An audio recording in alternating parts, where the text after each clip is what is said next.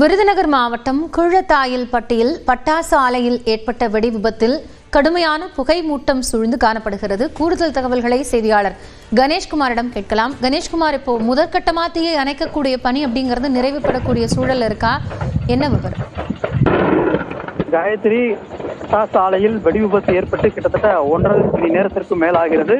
சற்று முன்னதாகத்தான் அந்த தீயை அணைக்க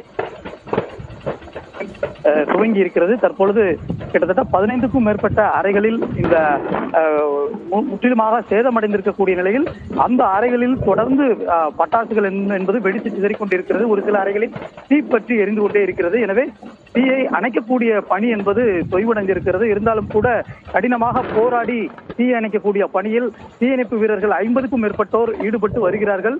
இதுவரை ஒருவரது உடல் என்பது மீட்கப்பட்டிருக்கிறது. தீயை ஒருபுறம் அணைத்தாலும் கூட மறுபுறம் அருகே இருக்கக்கூடிய அறைகளில் அவ்வப்போது வெடித்து சிதறுவதன் காரணமாக இங்கு ஒரு பதட்டமான சூழல் தான் தொடர்ந்து நிலவி வருகிறது. இருந்தாலும் கூட அந்த கட்டிட இடிபாடுகளுக்குள் உடல்கள் உள்ளே பணியாற்றி கொண்டிருந்த தொழிலாளர்களது உடல்கள் சிக்கியிருக்கலாம் என கூறப்படுகிறது. எனவே தீயை அணைக்கக்கூடிய பணிகள் முழுமையாக நிறைவடைந்தால்தான் கட்டிட இடிபாடுகளை அகற்றும் பணியானது துவங்க இருக்கும். எனவே தற்பொழுது காற்றின் வேகமும் தொடர்ந்து அதிகரித்து வருவதன் காரணமாக அனைத்து அறைகளிலுமே தீ என்பது தொடர்ந்து பற்றிக் கொண்டே இருக்கிறது. இதன் காரணமாக அந்த தீ அணைக்கக்கூடிய பணி என்பது மிகவும் தாமதம் ஏற்பட்டே வருகிறது. இருந்தாலும் கூட வீரர்கள் தொடர்ந்து தீ அணைக்கும் பணியில் ஈடுபட்டு வருகிறார்கள். 15 அறைகளையும் முழுவதுமாக பொக்லைன் இயந்திரம் கொண்டு அந்த கட்டிட இடிபாடுகளை அகற்றினால் மட்டுமே எத்தனை தொழிலாளர்கள் உள்ளே இருந்தார்கள், சிக்கி இருந்தார்கள், எவ்வளவு பேர் உயிரிழந்திருக்கிறார்கள் என்பது குறித்தான முழுமையான விவரம் தெரிய வரும். இந்த காயமடைந்திருக்கக்கூடிய 4 பேர் தற்பொழுது சிவகாசி அரசு மருத்துவமனையில் சிகிச்சை பெற்று வருகிறார்கள்.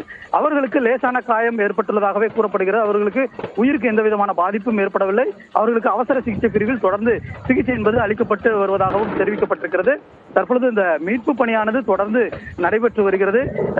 அவ்வப்போது அந்த பயங்கரமாக வெடித்து சிதறுவதன் காரணமாகவே இங்கு ஒரு பதட்டமான சூழல் என்பது தொடர்ந்து நிலவி வருகிறது. ஏற்கனவே அந்த முதல் கட்டமாக அந்த வெடித்து சிதறிய காட்சியை தான் நாம் தற்பொழுது பார்த்துக் கொண்டிருக்கிறோம். கிட்டத்தட்ட விண்ணை முட்டும் அளவிற்கு புகை மண்டலமாக காணப்பட்டிருக்கக்கூடிய அந்த அதிபயங்கரமான காட்சி என்பது தற்போது வெளியாகி ஒரு மிகுந்த பரபரப்பை ஏற்படுத்தியிருக்கிறது. அந்த காட்சியை தான் நாம் தற்பொழுது திரையில் பார்த்து வருகிறோம். காயத்ரி, கணேஷ்குமார், இப்போ வழக்கமா இந்த ஆலையினுடைய அந்த பணிக்காக எவ்வளவு தொழிலாளர்கள் வருவாங்க? இப்போ பணியில் இருக்கக்கூடியவர்களோட விவரம் மீட்பு பணிக்கு பிறகுதான் தெரிய வரும் அப்படின்னு சொல்லியிருக்கீங்க.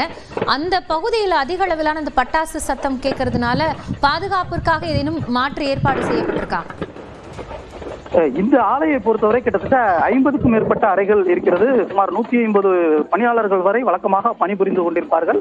ஆனால் இன்று ஞாயிற்றுக்கிழமை என்பதால் பகுதி, அதாவது பணியே நியமனம் செய்யப்பட்டிருக்கிறது. குறிப்பாக சுமார் 50 தொழிலாளர்களுக்கு மட்டுமே பணி என்ற அடிப்படையில் வேலைவாய்ப்பு வழங்கப்பட்டிருந்திருக்கிறது.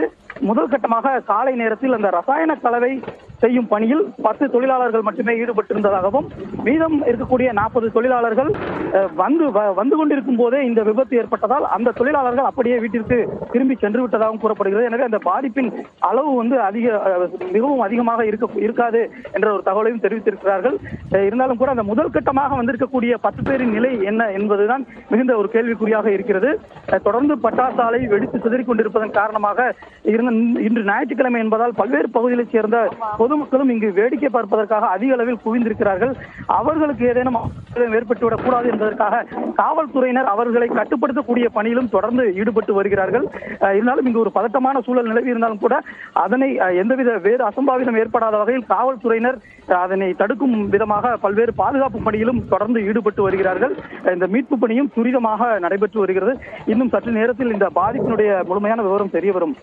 காயத்ரி, நன்றி கணேஷ்குமார். கூடுதல் விவரங்களுக்காக மீண்டும் இணையலாம்.